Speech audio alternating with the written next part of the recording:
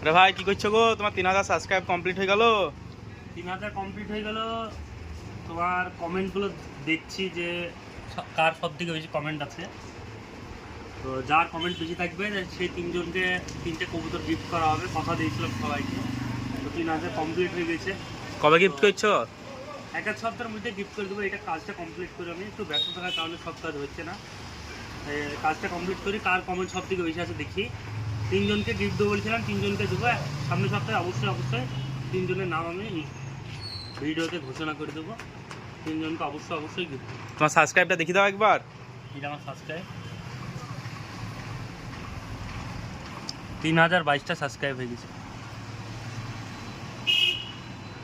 তো 3000 subscribe complete করার জন্য সকলকে ধন্যবাদ জানাই, মন থেকে ধন্যবাদ জানাই।